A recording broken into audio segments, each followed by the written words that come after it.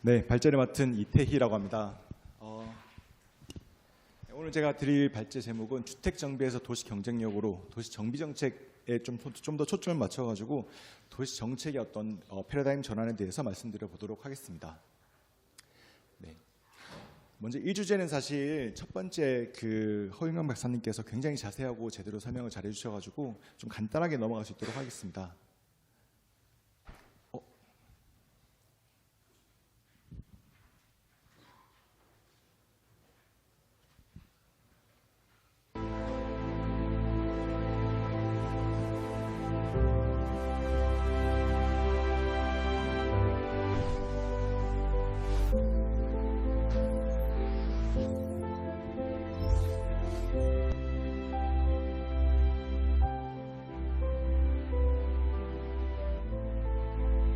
Notice how the floating data reacts when we optimize the materials. Yes, that brings the carbon footprint down by 20%.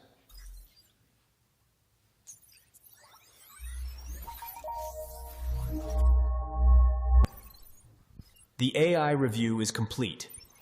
All metrics meet the sustainability targets. With this final approval, we are ready to break ground on Project AIM immediately.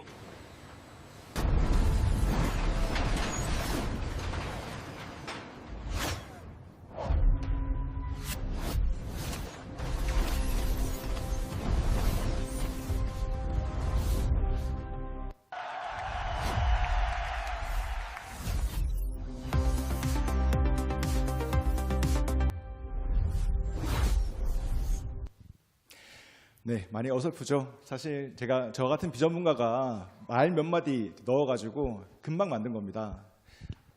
정말 우리가 AI가 정말 신문지상에 보면 이렇게 거의 도배되다시피 하고 있는데요.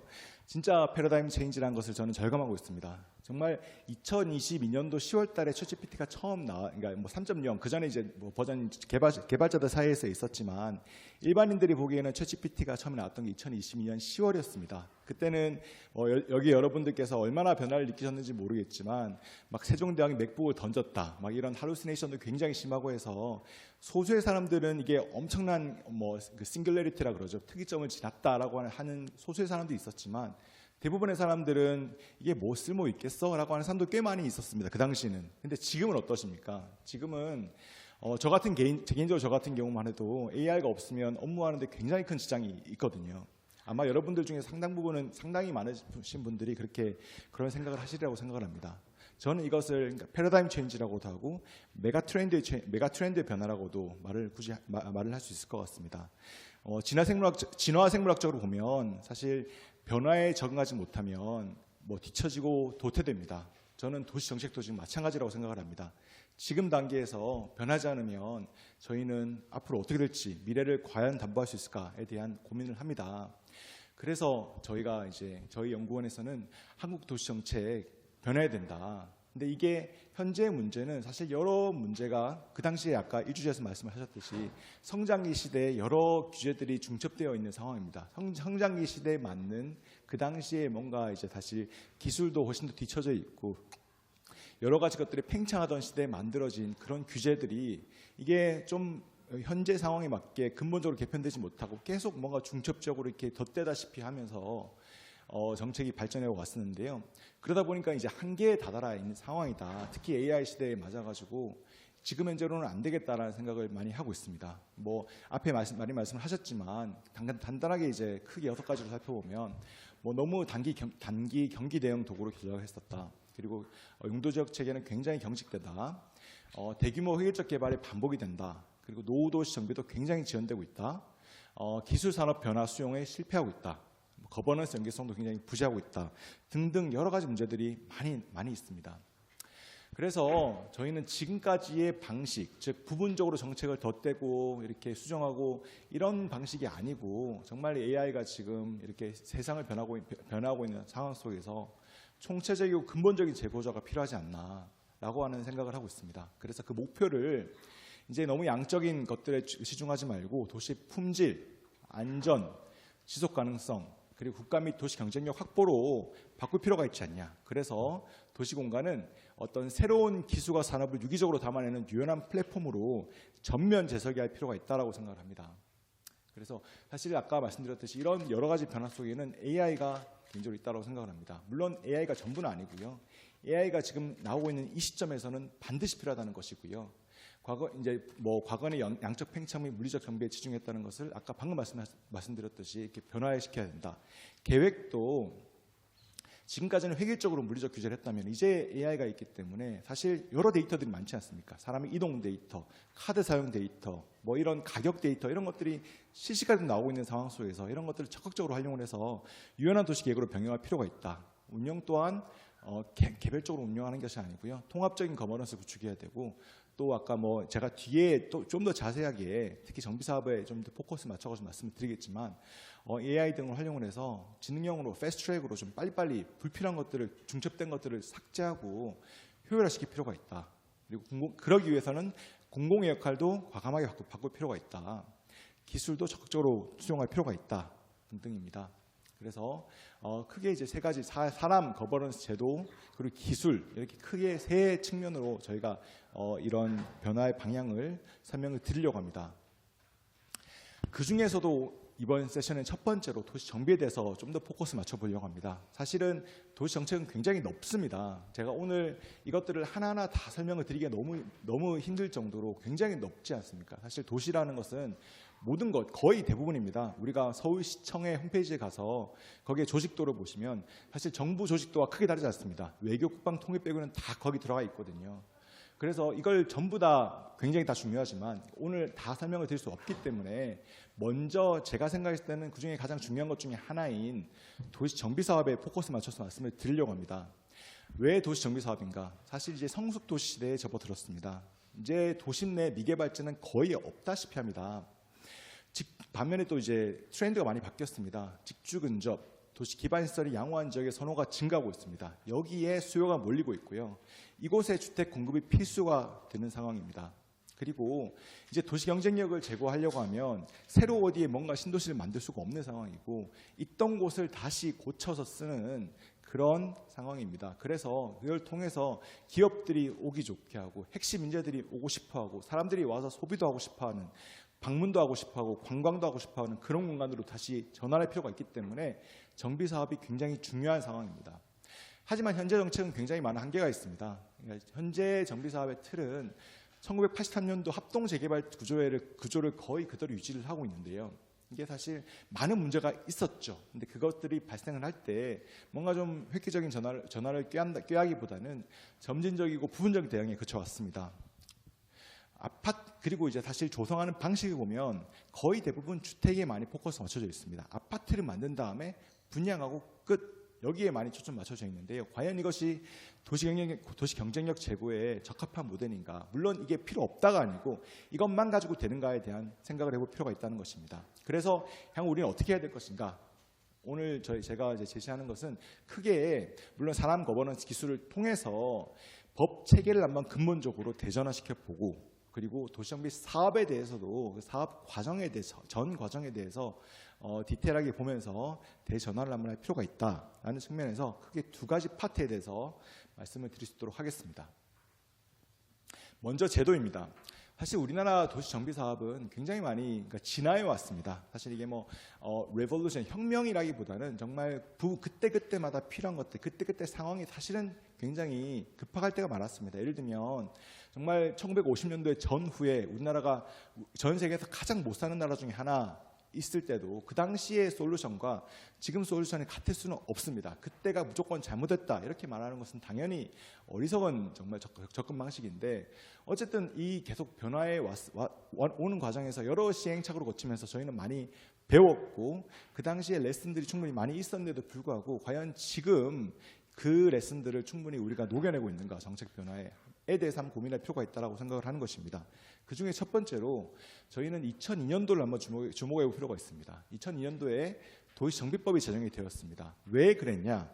그 당시에 그 전에도 여러 사업수단들이 중첩적으로 존재를 했었습니다. 이제 그러다 보니까 사실 우리가 다시 한번 이제 생각을 해보면 그거 다 비슷한 목적에 의해서 나온 건데 왜 이런 것들이 다 개별 법률에 따라서 각각 각각 시행되고 있냐, 어떤 또 큰 계획에 따라서 한번 종합적으로 보면서 사업 수단들을 정하는 것이 아니라 그냥 사실 뭐 이렇게 종합적 컨트롤 타워 없이 컨트롤적인 큰 계획이 없이 개별적으로 시행되는 것이 문제가 아니냐라고 하는 문제의식에서 그 당시에 첫 번째로 도시정비법이라고 도입이 되었고 이것들을 통합을 한번 해보자, 총괄적으로 관리를 하자라고 했었습니다. 그리고 그것뿐 아니라 사실 선계획 후 개발 원칙이 사실 이제 도시계획의 어떤 큰 원칙인데요. 근데 이게 예를 들면 재건축사 같은 경우에는 이런 그 선계획 후 개발 방식이 아니고 거의 건축 계획만 수립을 해서, 그러니까 도시계획 없이 도시계획을 생략하고 건축 계획만 해서 사업을 진행을 했었습니다. 이런 것도 문제다. 그리고 뭐 그 재개발사 같은 경우는 그 정비 계획, 사실 그 도시 계획인데요. 도시 계획을 수립을 하고 했다고는 하지만 과연 충분히 좀 체계적으로 계획이 됐느냐? 예를 들면 이게 첫 번째 합동 재개발 사업입니다. 그 오른쪽 위에 있는 것이 첫 번째 사업인데요. 여기 보시면 아시겠지만 정말 산 등성이에 그냥 아파트가 들어서 있고, 여기 보시면 그 당시에 최초의 이런 개발 사업 한 것을 보시면 진입로도 거의 없는 상황에서 저기 막 갑자기 그러니까 그런 거죠. 저기 큰 블럭 안에 조그마한 굉장히 낙후 지역에 대해서 정비 사업을 할 때 거기까지 가려고 하면 진입도로도 생각을 해봐야 되고 도시계획 그 기반 시설의 용량도 생각을 해봐야 되는데 그런 거 없이 그냥 그 주변만 잠깐 이제 부분적으로 계획을 하다시피 했기 때문에 이거는 문제가 있지 않냐. 그래서 좀 기본 계획도 수립을 하고, 그러니까 사실 도시정비법 안에 이런 정비 사업들을 포괄하는 도시정비 기본 계획이라는 것이 있습니다. 기본 계획을 먼저 수립을 하고 그 다음에 이제 사업으로 들어가자라고 하는 것들, 그리고 밀도도 한번 좀 더 체계적으로 관리를 하자. 여기 보시면 오른쪽 밑에 보시면 정말 산 등성이에 저렇게 거의 뭐 뭐라 해야 되죠? 보통 갈대밭 그러잖아요. 예를 들면 뭐 저기 구리의 동구릉에 가시면 큰 무덤 위에 큰 갈대밭이 있는데 그런 것처럼 산 등성이 산 위에 저렇게 큰 아파트들이 막 하고 이런 것들이 문제가 있기 때문에 이렇게 하지 말자. 경관도 생각을 해서 체계적으로 도시를 관리하자라고 해서 이렇게 도시정보법이 나왔었습니다. 하지만 지금은 또다시 특별법 홍수 속에서 굉장히 많은 사업 수단들이 분절적으로 존재를 하고 있습니다. 정말 사실 이게 뭐 이런 생리들에 대해서는 여러분들도 잘 이해는 하시리라고 생각을 합니다. 특별법이 왜 이렇게 나오는지에 대해서는 사실 근데 이거는 분명히 문제가 있습니다. 우리는 그 도시정보법이 왜 나왔는지 사실 그래서 좀 더 종합적이고 이렇게 체계적으로 이런 것들을 관리해 나갈 필요가 있다. 이런 식으로 그냥 그때그때의 필요에 따라서 또는 그때그때 어떤 실적을 만들기 위해서 만드는 이런 사업 방식들은 지양할 필요가 있다라고 생각을 합니다. 특히 2022년도 이후에 정말 공공정비 사업이 우르르 나왔었거든요. 정말 이게 도시정비법 안에만 있는 것도 아니고 공공주택특별법, 사실 공공주택특별법 같은 경우에는 예전에 택지개발촉진법 물론 대체한 것은 아니었지만 거의 비슷한 체계 안에서 용지를 만드는 사업인데 그 안에다가 이런 기성시가지의 어떤 권리 변환과 유사한 방식으로 정확하게 같지는 않습니다. 사실상 수용 방식이긴 하지만 거의 유사한 방식으로 사업을 하는 도시공공주택 복합사업도 들어왔었고요. 네, 도시재생법 안에다가도 주거재생 혁신지구 사업이라고 굉장한 이것과 굉장히 또 유사한 사업 방식이 또 들어왔습니다. 이제 그러다 보니까 이걸 보다 보면 뭐 이게 그게 그거고 그게 그거처럼 보이는 크게 큰 차이가 없는 것들이 이렇게 굉장히 많이 난립하고 있는 상황입니다. 그래서 사실 이게 저만 그렇게 생각하는 것이 아니고요. 심지어는 사실 뭐 그 성함 밝히긴 그렇지만 굉장히 저명한 공공부문 연구원의 정비 사업을 연구하시는 박사님께서도 본인도 모르겠다고 도대체 뭐가 비슷한 것들이 저렇게 막 들어와가지고 왜 저렇게 많이 만들었는지 본인도 사실 이해가 안 될 정도로 본인도 그 차이를 정확하게 이해를 못할 정도로 이렇게 많이 들어와 있다. 이게 과연 바람직한 것인가? 또 노후 기성시가 전반을 좀 이렇게 체계적으로 아우를 수 있는 법과 도시계획도 부재하고 정말 이렇게 여러 가지 법률들이 많이 난립해 있는 상황입니다. 그래서 사실 뭐 그 현실적으로 가시다 보면 이게 법률 안에 보통 조직들이 같이 만들어지는데 이러다 보니까 저기과 여기과 저기과 이렇게 ABC과 다 따로따로 움직이고 있기 때문에 사실 이것들이 행정 안에서도 체계적으로 잘 되기 힘든 상황으로 있습니다. 네. 그래서 저희가 생각하는 것은 이렇게 도시정비 관련 법률을 한번 재정비할 필요가 있지 않냐. 그래서 이것들을 좀 비슷한 목적의 여러 사업들이 이렇게 있는 것들에 대해서 좀 통폐합하고, 예를 들면 방금 제가 말씀드렸듯이 주거재생 혁신지구 사업 같은 경우에 사실상 거의 사문화된 사업이라고 저는 생각을 하거든요. 왜냐하면 이거는 뭐 시범 사업 지금 한 개 돌아가고 있고 사실상 더 이상 되고 있지 않습니다. 이런 것들 좀 필요 없는 것들은 과감하게 정리해서 통폐합하고요. 그리고 사실 세대수 증가형 리모델링 같은 경우에는 이것도 사실상 정비 사업에 가깝습니다. 이런 것들은 도시정비법을 이관하고 뭐 이런 여러 또 도시공공시설 복합사 같은 경우에는 용지 만드는 법률안이 있는 것이 아니라 어차피 똑같은 복합개발 사업이기 때문에 이건 차라리 도심 복합개발지원법 안에 들어가고 하는 것들을 좀 단기적으로 진행할 필요가 있지 않냐. 그리고 중기적으로는 이런 것들을 좀 아우르는 기본법을 만들어서 그리고 이 안에다가 기본계획도 수립을 하고 해서 좀 더 체계적으로 이런 것들을 정비사업을 추진할 필요가 있다고 생각을 합니다. 예를 들면 이런 것입니다. 기본계획 안에서는 이렇게 큰 도시 안에서 어디를 어떤 사업수단을 활용해서 어떤 방향으로 관리해 나갈 것에 대해서 큰 그림을 제시하는 것. 그리고 뭐 사실 이게 그러니까 우리가 고쳐 쓰는 방식이라고 그러잖아요. 우리나라에서는 도시 재생 사업으로 주로 이제 말이 많이 되고 있는데 이런 방식도 같이 포함하면 물론 굉장히 좋습니다. 근데 이런 것까지 포함을 하게 되면 계획이 너무나 무거워질 수 있기 때문에 어쨌든 제가 여기에 대해서는 추가적으로 검토가 필요하지만 전면차별 방식으로 일단은 전반적으로 도시 전체적으로 한번 계획을 수립하는 것이 필요하다. 그래서 향후에 어떤 지역에서 어떤 정비 사업이 필요하다에 대해서 방향을 제시해 주는 것. 그리고 용도지역 제도도 지금 굉장히 경직되어 있는데 이런 것들에 대해서 도시계획 유연화 수단도 적극적으로 활용을 해서 진행할 필요가 있다. 예를 들면 사실 이런 문제의식이 지금까지 문제의식은 많이 있었고 2023년도인가요? 공간혁신구역 그때 그 3종 세트가 나오긴 했었습니다. 근데 아직까지 이게 적극적으로 많이 진행되고 있지는 않는데 이것도 적용을 많이 적극적으로 해서 시대에 맞는 수요에 맞는 그 도시 공간을 활용할 필요가 있다는 것이고요. 그리고 방금 아까 제가 말씀드렸듯이 카드 사용, 이동 이런 것들이 지금 데이터들이 많이 있습니다. 적극 활용을 해서 유연하게 반영을 할 필요가 있다. 그리고 사업 수단별로 아까 말씀드렸듯이 정비사업법 여러 법률 체계들이 이렇게 있는데 여기에 대해서 이 계획 안에 모든 걸 담기보다는 어쨌든 사업 수단별로 이런 이런 밀도나 공공기여 등에 대해서는 별도 고시나 지침을 등을 통해서 해서 좀 계획이 체계적으로 한번 도시 전체적인 어떤 노후 기성시가지의 관리 방향에 대해서 제시할 필요가 있다라고 생각을 합니다. 그리고 또 우리가 사실 통합적 이렇게 광역적 계획이 필요하다는 말은 2025년도부터 나왔습니다. 그것이 그 당시에 속칭 뉴타운 사업이라고 했던 것입니다. 재정 촉진 사업인데요. 이게 왜 나왔었냐? 사실 이게 우리가 좀 많이 그 당시 선거에 많이 악용이 돼서 그렇지 그 당시 도시계획계에서도 이런 접근이 필요하다. 구역별로만 사업을 하다 보니까 사실 보시면 여기 보시면 여기 바로 근처에 있는 곳입니다. 여기 제 포인터가 안 돼가지고.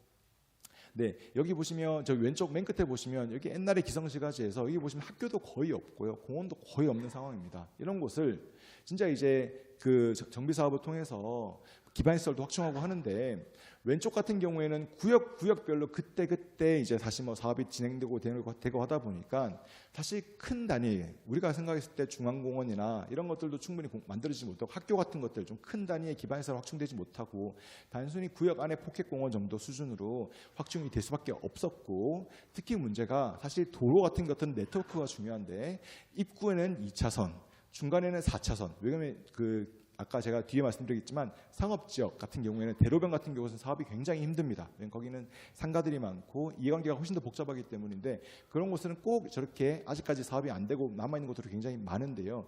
이제 그러다 보니까 뭔가 도로도 제 기능을 못하고 하는 문제가 발생을 합니다.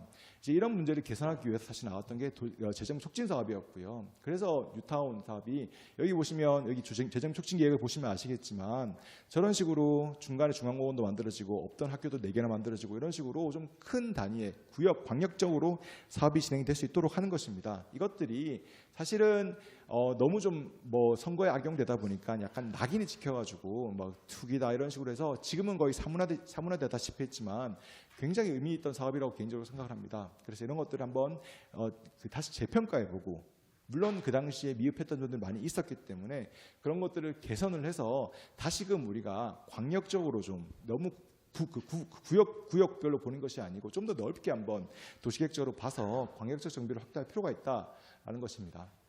그리고 아까 같은 곳입니다. 여기가 이제 가재열 뉴타운인데 보시면 꼭 사업이 안 되는 곳들이 있습니다. 저기 보시면 가자역 역세권입니다.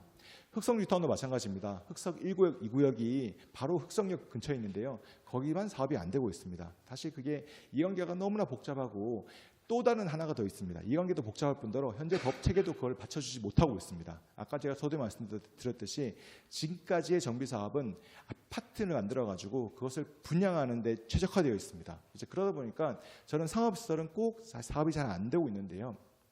법 체계를 좀 정비를 해서 여기에도 좀 더 이제 포커스를 맞출 필요가 있다. 그래야 도시 경쟁력을 제대로 개선시킬 수 있다는 것입니다. 물론 도시 경쟁력을 개선하기 위해서는 주택도 개선할 필요가 있습니다. 당연히 핵심 인재들이 살고 싶어하는 곳이 중요하기 때문에 주택도 개선될 필요가 있지만 그것만 개선돼서는 충분하지 못합니다. 이제는 역세권 같은 곳들도 그 기능을 제대로 할 수 있도록 하기 위해서는 법 체계를 전반적으로 개선할 필요가 있는데 그 중에 하나로 저렇게 비주택 집합건축물법. 예를 들면 우리가 봤을 때 뭐 밀려레 이런 것들이 전국에 꽤 많이 있거든요. 그런 것들이 대부분 지금 굉장히 낙후되어 있습니다. 집합건축물 이제는 과거에는 상업시설이 공급 부족이었다고 하면 이제는 정말 뭐 사람들이 사실 잘 가지도 않잖아요. 이제 쿠팡으로 주문하고 뭐 인터넷 주문을 하지 이런 곳을 가지도 않는데 그나마 이런 것들이 한 명의 테넌트에서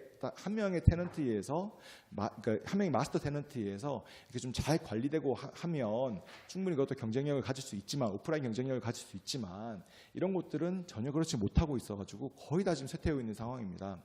이런 것들을 좀 더 재건축을 활성화시킬 수 있도록 직권법이 지금 법무부에 하나 있거든요. 이런 것들을 국토부 소관으로 변경을 해서 뭐 하는 것들, 그러니까 이것들 포함해서 여러 가지가 있습니다. 좀 정말 도시 공간, 도심지, 특히 이제 역세권 주변을 좀 정비를 활성화시키기 위해서 법 체계를 개선할 필요가 있다. 마지막으로 이제 사실 지금까지 우리가 아까 재정비 재개발 초과이익 환수에 관한 법률 같은 경우에는 이게 왜 나왔냐를 보면 그 당시에 잠실 주공 아파트 같이 5층 아파트를 그것도 핵심지에 있는 5층 아파트를 재건축을 하니까 어마어마한 개발이익이 나니까 그것이 뭐 굉장히 과도한 개발이익이 아니냐 또는 그것이 부동산 시장의 전반적인 어떤 불안을 초래하는 것이 아니냐 그래서 2006년도에 그때 나왔었는데요. 그것은 5층 주공 아파트를 재건축하면 그런 식으로 이제 굉장히 큰 개발이익이 나오는데 이제 그런 것들은 이제 거의 사업이 끝났습니다. 그럼 이제 앞으로는 어떻게 할 거냐? 지금 아까 여기 보시면 용적률은 1990년도 85년도에 250% 이하가 됐고요. 90년도부터 400% 이하입니다. 사실 이때부터 250% 이하만 돼도 사업하기가 쉽지 않거든요. 서울만 해도 쉽지 않습니다. 근데 하물며 서울만 해도 그런데 지방은 말할 것도 없는데 이제는 이런 곳들이 대부분이라는 것입니다. 그래서 저 같은 경우에는 도시를 전공한 사람으로서 사실 직업병처럼 뭐 이렇게 지방에 내려가면 그런 곳들을 많이 보거든요. 여기는 과연 앞으로 어떻게 관리할 수 있을까? 이런 거 보면 사실 답이 안 나오는 곳들이 정말 우리나라의 99%는 되는 것 같습니다. 여기는 진짜 현재 상황에서는 그냥 이대로 쭉 사퇴하는 것 말고는 방법이 없다라고 그런 문제의식을 느끼는 곳들이 공간적 범위로 보면 신문지상에는 99%가 아파트 값이 뭐 몇십억을 찍었는데 이런 것들이 나오지만 우리나라 전체적으로 보면 그런 것들은 1%도 안 되고요. 대부분은 정말 사업을 앞으로 할 수가 없는 그대로 슬럼화되고 노후화될 수밖에 없는 운명에 있는데 여기에 대해서 앞으로 어떻게 할 것인지에 대한 저희는 문제의식을 가져야 된다고 생각을 합니다. 이제 저층 주거 아파트는 거의 안 남았고요. 그렇기 때문에 이것들을 다 부수고 새로 짓기에는 굉장히 힘듭니다. 지금 현재 건축비만 하다 건축비가 엄청 올랐지 않습니까? 여러 뭐 사실 좋은 규제도 있고 좀 과도한 규제도 있지만 어쨌든 그런 것들 때문에 8사형 아파트 짓는 데만 해도 건축비만 뭐 3, 4억 최소한 진짜 뭐 엄청나게 많이 듭니다. 진짜 싸게 짓더라도. 그러면 어떻게 할 거냐? 지금 현재 이 방식대로 안 되기 때문에 그러면 좀 고쳐 쓰더라도 이것들을 좀 더 이제 개선할 수 있는 방식. 사실 이게 일본에 이런 것들이 굉장히 활성화되어 있거든요. 그래서 지금 현재 이게 2013년도에 나왔던 보고서인 LHI에서 나왔던 보고서인데 이것들이 사실 지금까지는 거의 활성화되어 있지 않지만 이제는 지금 여기 보시면 현대나 삼성 같은 데서는 사실 좀 핵심지를 중심으로 이렇게 접근을 하고 있는데요. 여기뿐 아니라 제도적 지원을 통해서 전국적으로 이런 사업들이 될 수 있도록 지원을 할 필요가 있다. 그렇지 않으면 정책은 사실 선택이잖아요. 그렇지 않으면 계속 노후화될 텐데 그것이 과연 공익적으로 바람직한가에 대한 반문을 볼 때가 아닌가라고 생각을 합니다. 세 번째로는 도시 정비 사업의 대전환입니다. 전 단계 혁신으로 신속 원활한 사업 추진 지원할 필요가 있고요. 저희가 정비 사업 하면 뭐 그냥 사실은 우리가 컨센서스가 없는 상황에서 10년 걸린다, 15년 걸린다, 20년 걸린다 이렇게 말을 하고 있잖아요. 사실 그 이유가 있거든요. 이게 뭐 저는 사실 좀 더 디테일한 데이터는 가지고 있긴 하지만 굉장히 오랜 시간이 걸립니다. 이게 사실 그 정확하게 언제부터 언제까지 몇 년이 걸린다라는 것들을 누구도 말하기 힘든 이유가 우리나라의 모든 통계는 정비구역 지정부터 이주까지 몇 년, 또는 지정부터 입주까지 몇 년까지는 다들 뭐 사실 하려고만 할 수 있습니다. 평균적으로 그게 사실은 거의 한 18에서 29년 이렇게 이 정도 걸리는데요. 근데 그 전 단계도 무시할 수 없습니다. 왜냐하면 신통계획이 처음에 나왔을 때 서울시에서 말했던 것이 정비계획 수립까지 5년 걸리던 것을 2.5년으로 줄이겠다라고 했었던 거거든요. 즉 정비구역 지정은 정비계획 수립이랑 같이 동시에 진행되는 건데, 즉 정비계획 수립 전에도 최소 5년, 그 말 다시 역산하게 되면 정비계획 수립 전에도 최소 5년, 그리고 사실 정비계획 수립 전에 사람들이 동의서가 다니잖아요. 그것도 수년 걸리거든요. 물론 빠른 데도 있습니다. 빠른 데는 금방 되지만 대부분 평균적으로 보면 꽤 많이 기간이 걸리는데 그런 것까지 다 포함하면 최소 20년 이상 걸린다는 말밖에 안 됩니다. 그래서 정말 정비사업하면 10년, 20년 걸린다는 말이 정말 그 잘못된 말이 아니라 진짜 이렇게 굉장히 오랜 시간 걸리는데요. 이것들을 개선하려고 하면 사실 이거 다 비용이거든요. 이런 것들이.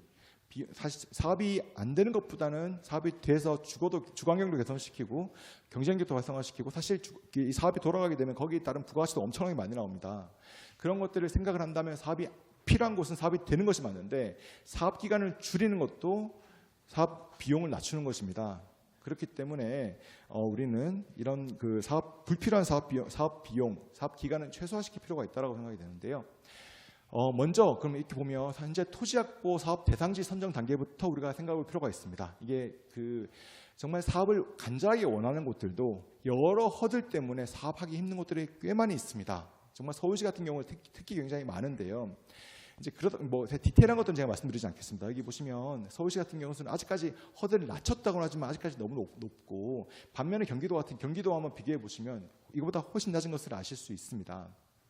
그래서 정말 주민들이 뭐 70%, 75%가 하고 싶다 그래도 요건에 맞지 않아서 못하고, 그렇기 때문에 뭐 모아타운이라, 그러니까 원해서 모아타운을 하는 것이 아니라 모아타운도 필요한 곳은 필요하지만 재개발이 안 돼서 모아타운으로 가거나, 정말 재개발이 안 되다 보니까 계속 낙후돼가지고 결국 다른 주체가 들어와서 지역주택 조합 사업을 하거나, 사실 이런 부작용이 나타나고 있다는 것입니다. 이게 그 모아타운 같은 것들이 사실 재개발 사업에 비해서는 공익적으로도 그렇고 토지 등 소유자 입장에서도 그렇고 훨씬 더 이것보다는 안 좋을 수밖에 없습니다. 그 이유는 재개발 사업보다 훨씬 더 기반시설도 적게, 공공개도 훨씬 적고요. 사업성도 굉장히 떨어질 수밖에 없기 때문에, 규모 경제가 안 나오기 때문에 사업성도 굉장히 떨어집니다. 이게 과연 바람직하냐? 사업을 저렇게 하고 싶다 그래도 뭐 못하게 굳이 여러 제도적인 어떤 규제 때문에 안 되고 있는 상황인데, 그래서 좀 입안 지정 요건을 좀 더 대폭 완화하고 현실화시킬 필요가 있다. 정말 과거에 우리가 속칭 달동네들이 많을 때의 어떤 그런 기준들과 지금은 기준이 완전히 다를 필요가 있지 않냐. 다수 주민이 희망하는 곳들은 좀 더 사업을 쉽게 할 수 있도록 변경할 필요가 있고요. 그리고 사실 진짜 얼마 전에 은마 아파트에서도 정말 안타까운 목숨이 사라졌습니다. 목숨을 잃었습니다. 이게 스프링클러가 없는 곳들, 반지하, 이런 것, 내진 구조, 이런 것들에 대해서도 한번 기준을 바꿀 필요가 있지 않냐. 이런 것들도 정말 위험합니다. 도시 안전을 위해서라면 뭐 소방차 접근성, 사실 그 다른 어떤 비율도 지금 뭐 호수 밀도 이런 것들만 신경 쓰는 것이 아니라 진짜 반지하, 내진 구조, 스프링클러, 소방차 접근성 이런 안전에 대한 부분들도 좀 더 강화를 해서 우리가 사업이 필요한 곳들은 과감하게 사업을 진행할 수 있도록 지원할 필요가 있다라는 것입니다. 정비계획 수립 단계에 아까 제가 말씀을 드렸었는데요. 굉장히 오랜 시간, 그러니까 신통계획을 해서 2.5년 이상이 소요된다고 하고 있는 것입니다. 그래서 이게 시간이 너무 많이 걸리기 때문에 이것도 과감하게 계산할 필요가 있다. 근데 왜 이렇게 많이 오래 걸리냐를 보면 사실 그 공공기여에 대한 갈등이 굉장히 깊숙하게 자리 잡고 있습니다. 그리고 용적률 체계도 사실 굉장히 어렵습니다. 저같이 도시계획을 전공한 사람들도 용적률 체계를 쉽게 설명하기 힘들 정도로 굉장히 어렵거든요. 주민들 입장에서 보면 거의 암호 수준입니다. 굉장히 어렵거든요. 이 산식도 있고 합니다. 그렇기 때문에 이게 뭐가 문제냐? 어렵다 자체가 문제가 아니라 이게 일반인들을 대상으로 하니까 보통 사람을 대상으로 하는 사업인데, 그러다 보니까 이해가 잘 안 되니까 불필요한 갈등, 이해가 잘 안 되니까 오해가 생기고 갈등이 생기고 수용성이 저하되는 그런 문제가 있다는 것입니다.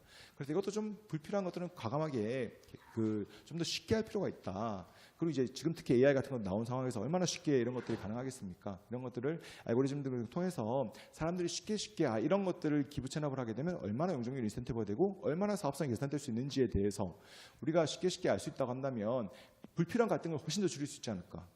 그리고 임대주택 인수 가격이 정말로 비현실적입니다. 이게 시가 대비 얼마는 말할 것도 없고요. 강남권 같은 경우 예를 들어서 5구 아파트 한 개 만들어서 기부 찬합하면 뭐 1억 몇천도 있고, 이게 사실 그 임대주택도 여러 그 종류가 있는데 싼 거는 1억 몇천부터 시작을 하는데 이건 말이 안 되지 않냐. 건설원가 대비 30%에서 60%밖에 안 되는 이 가격은 말이 안 된다. 이제 그러다 보니까 굳이 불필요한 갈등이 생기는 겁니다. 그러니까 임대주택 자체도 싫지만 임대주택을 지었을 때, 왜냐하면 공공기관은 여러 가지 방식이지 않습니까?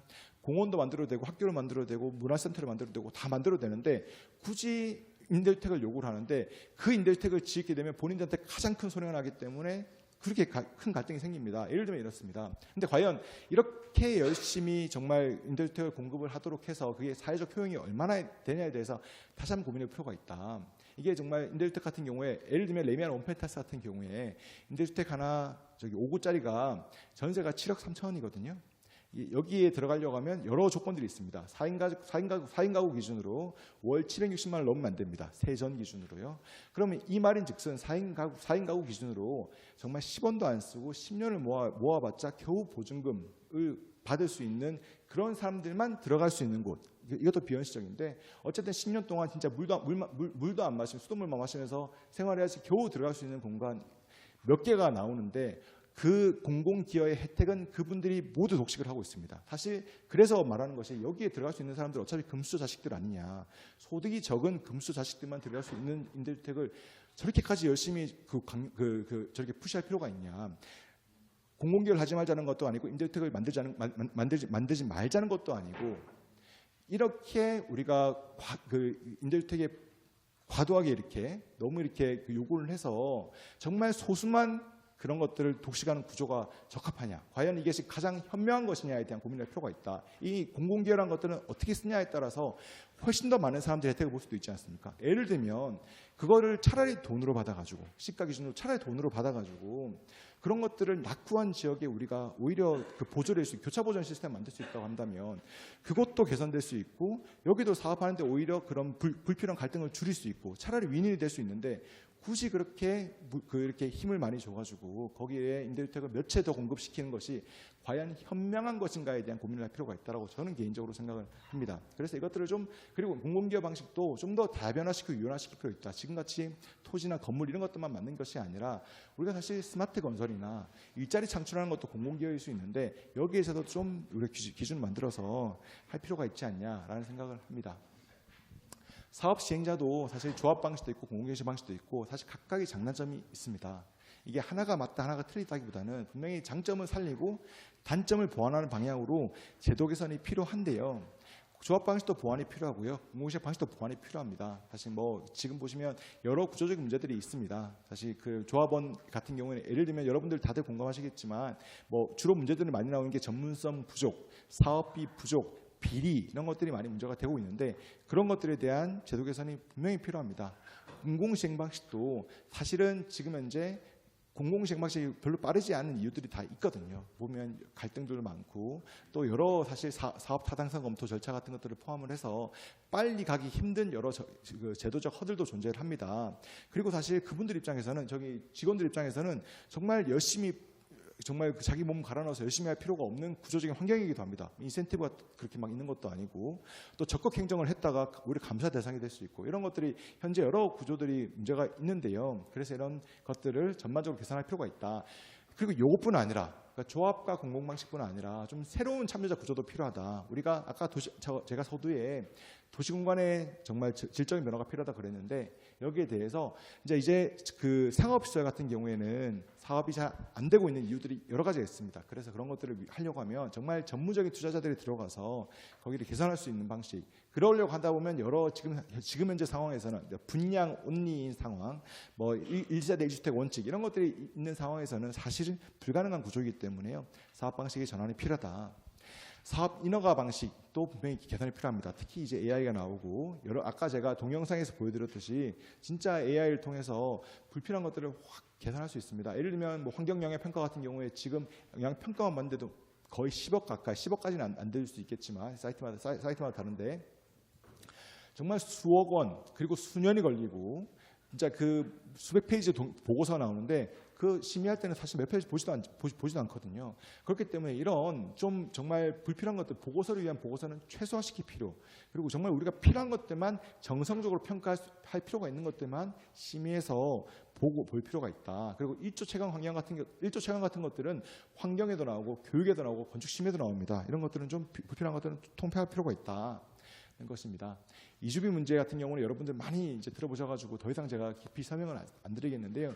이게 가장 큰 문제가 있습니다. 이게 사실은 지금 현재 이게 그 가계비 대출 트랙으로 들어가서 그 여러 금리부터 시작을 해서 사실 문제가 많이 그 불리한 것들이 많이 있는데, 이게 가장 큰 문제가 그나마 사업성이 좋은 데는 어떻게든 조달을 합니다. 근데 문제는 사업성이 없는 데부터 타격이 크고 그런 데부터 사업이 망가지고 있다는 것이 문제입니다. 그래서 이거는 주택 공급뿐 아니라 균형 발전도 저해하고 있기 때문에 제도를 개선할 필요가 있다. 공사비 같은 것들도 급등하고 있죠. 이것도 마찬가지로 여러 구조적 원인 때문입니다. 근데 이게 그 중에 하나로 다 개선시켜야 되겠지만 설계 과정을 고급화하는 과정에서 문제가 많이 발생을 하고 있습니다. 근데 이게 사실 설계 과정을 고급화할 때 그 당시에는 이게 얼마나 들 건지에 대해서 거의 감이 없는 상태에서, 왜냐하면 사실 이거 뭐 개선 이것도 놓고 저것도 놓고 해서 QS를 해봐야지 그 설계를 해서 한 다음에 물량이나 단가를 넣어봐야지만 이걸 알 수 있는데, 이것들이 지금 현재는 일단은 넣어보고 난 다음에 나중에 용역을 통해서 QS를 하고 그 다음에 이게 얼마가 되냐를 정확하게 알 수가 있는 구조입니다. 그것이 아니고 설계를 하는 과정에서 이거 하면 얼마, 이거 하면 얼마, 이런 것들을 좀 더 그때그때 바로 빔 등을 통해서 알 수 있다고 한다면 불필요한 이런 갈등은 훨씬 더 줄일 수 있지 않을까. 그래서 이거 해봤더니 갑자기 300만 원 뛰었다가 아니라 이거 하면 150만 원 뛰고 이거 하면 30만 원 절감할 수 있어, 이런 것들을 그때그때 한다고 한다면 부담 가능한 선에서 설계를 할 수 있기 때문에 분명히 이건 도움이 될 거라고 개인적으로 생각합니다. 그리고 여러 사이트들에서 지금 마감재 문제가 정말 많이 나타나고 있는데요. 아까 비리 말씀을 드렸지만 특히 마감재 등에서 많이 나타나고 있는데, 여기에 대해서는 정말 개선이 필요합니다. 즉시공시 의무화, 전자투표 결정, 공사비 검증 보고서 활용, 내부 고발 시스템 등 여기에 대해서는 좀 전면적으로 개선할 필요가 있다. 네, 주택 분양과 수요 관련해서도 개선할 것이 많이 있습니다. 배분 방식도 문제가 있고요. 사실 아까 제가 전문 투자자들이 들어오기 힘든 환경이라고 그랬는데 배분 방식의 문제가 굉장히 큰 역할을 하고 있거든요. 이것도 개선할 필요가 있고, 그리고 현재 구조 속에서는 둥지 내몰림이 나올 수밖에 없습니다. 특히 사실 정비사업 하다 보면 대부분 노령자들이 굉장히 많은데 그분들이 다시 들어가 살 수 없는 상황입니다. 공사비도 엄청 늘어났는데 DSR 규제까지 들어서니까 그분들은 다시 본인들의 집에 살 수가 없는 환경으로 있습니다. 그래서 여기에 대해서도 좀 또 다른 구조가 필요하다. 시장 안정 규제도 필요한 것만 남기고 불필요한 것들은 좀 개선할 필요가 있다. 그래서 결론입니다. 네, 정비사업 대전환, 도시 정책 패러다임부터 시작을 해야 됩니다. 네, 주택 양적 공급 우선이 아니고요. 경제력 강화부터 시작을 해야 되고요. 그리고 스마트 AI 기술들을 적극 활용을 해서 유연한 도시 계획을 진행할 필요가 있습니다. 거버넌스 법 체계도 종합적으로 개선할 필요가 있고요. 사람의 혁신도 필요합니다. 그리고 사업 전 과정 혁신도 필요합니다. 그리고 제가 서두에 말씀드렸습니다. 도시 정비 사업은 도시 정책 중에 굉장히 일부입니다. 굉장히 중요하지만 어쨌든 그 중에 일부입니다. 저희는 이걸 넘어서 향후에 주택 도시 전반의 대전환이 필요합니다. 그래서 거기에 대해서는 향후에 저희가 차차 말씀을 드리겠지만 어쨌든 도시 정비는 오늘의 1편이다라고 생각을 해주시면 감사하겠고요. 앞으로 이제 주택가 도시는 이제 더 많은 진대 대상이 아니라 더 잘 설계하고 더 지속 가능하게 운영하며 더 높은 삶의 질을 제공하는 국가 전략 플랫폼 역할을 해야 됩니다. 그리고 이거는 공급의 양이 아니라 정책의 질, 구조의 혁신, 실행 체계의 신뢰성에서 결정이 됩니다. 그리고 주택도시 대전환은 건설산업 대전환의 일부입니다. 여기 보신 모든 분들 4월 17일 날 14시에 지속가능한 사업혁신과 AI 대전환이라는 세미나가 또 있습니다. 거기에서 오셔서 좀 더 넓은 범위의 대전환에 대해서 말씀을 들어보시고 같은 인사이트를 공유했으면 합니다. 이상 발표는 마치겠습니다.